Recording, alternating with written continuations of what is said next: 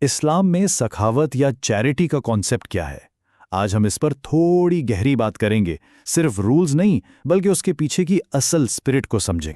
تو سب سے پہلا اور بنیادی سوال، زکوٰۃ جو ہم 2.5% دیتے ہیں، کیا بس وہی کافی ہے؟ کیا وہ آخری حد ہے یا یہ کہانی کی صرف شروعات ہے؟ تو چلیے اپنے پہلے حصے سے شروع کرتے ہیں اور دیکھتے ہیں کہ زکوٰۃ کی حقیقت کیا ہے۔ کیا یہ ایک فرض ہے یا بس ایک سٹارٹنگ پوائنٹ؟ اچھا، زکوٰۃ کے بارے میں تو ہم سب جانتے ہیں، عام طور پر یہ ایک لازمی سالانہ خیرات ہے، 2.5% جو ہماری ایکسٹرا ویلتھ یا فاضل دولت پر دینی ہوتی ہے۔ اور ہاں، یہ اسلام کے ستونوں میں سے ایک اہم ستون ہے۔ لیکن یہاں ایک بہت ہی اہم بات سامنے آتی ہے۔ ایک روایت میں کہا گیا ہے کہ یہ مت سمجھو کہ زکوٰۃ دے دی تو مال کا سارا حق ادا ہو گیا۔ نہیں، مال میں زکوٰۃ کے علاوہ بھی حق ہے۔ تو اس کا مطلب صاف ہے کہ 2.5% آخری منزل نہیں بلکہ پہلا قدم ہے۔ اس کو سمجھنے کے لیے ایک بہت خوبصورت مثال دی جاتی ہے۔ زکوٰۃ کی حیثیت کو ایک بوتل کے کارک سے تشبیہ دی گئی ہے۔ دیکھیں، زکوٰۃ جو ہے نا، وہ ایک قانونی، ایک لازمی ذمہ داری ہے، بالکل ایسے جیسے آپ نے ایک بوتل کا ڈھکن یا کارک کھولا ہو۔ اب جب کارک کھل گیا تبھی تو اندر سے سخاوت کا سلسلہ شروع ہوگا، تو یہ انجام نہیں، آغاز ہے۔ تو یہاں دو لیولز سامنے آتے ہیں، ایک ہے قانون یا لا اور دوسرا ہے کمال یا آئیڈیل۔ قانون کے لیول پر 2.5% زکوٰۃ ہے کم سے کم حد، لیکن کمال یہ ہے کہ اپنی ضرورت سے زائد سب کچھ دے دیا جائے۔ قانون کہتا ہے حلال کماؤ، لیکن کمال تو 90 مثال ہے۔ تو ایک ہے منیمم ریکوائرمنٹ اور دوسرا ہے ہماری بلند ترین ایسپریشن۔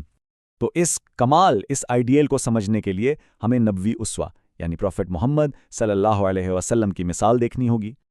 اور یہاں ایک ایسی بات سامنے آتی ہے جو شاید بہت سے لوگوں کو حیران کر دے۔ نبی اکرم صلی اللہ علیہ وآلہ وسلم نے اپنی زندگی میں کبھی زکوٰۃ نہیں دی۔ کیوں؟ آخر ایسا کیوں کھا؟ وجہ بہت گہری ہے۔ ان کے پاس کبھی اتنا مال ایک سال تک جمع ہی نہیں ہوا کہ اس پر زکوٰۃ لاگو ہو سکے۔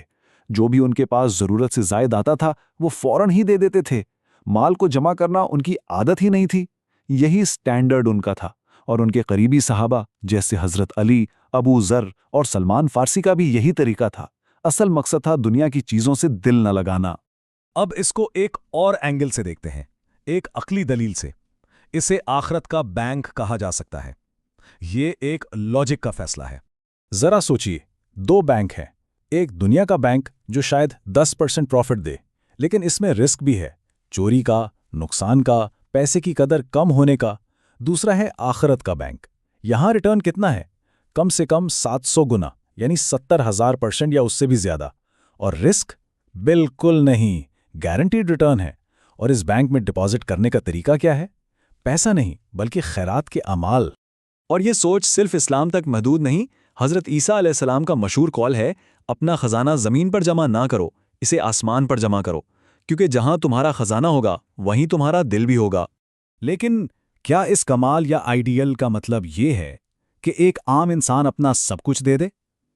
نہیں، یہاں پر اسلام عملی حکمت یعنی پریکٹیکل وزڈم سکھاتا ہے۔ سب کچھ نہیں بلکہ ایک حد مقرر ہے۔ اس کا ایک بہت مشہور واقعہ ہے۔ ایک صحابی آئے اور انہوں نے کہا کہ میں اپنا سارا مال خیرات کرنا چاہتا ہوں۔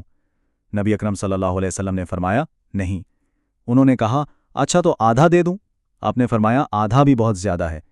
پھر انہوں نے 1/3 یعنی 1/3 کی بات کی، تو آپ صلی اللہ علیہ وسلم نے اجازت دی اور فرمایا 1/3 کافی ہے اور 1/3 بھی بہت ہے۔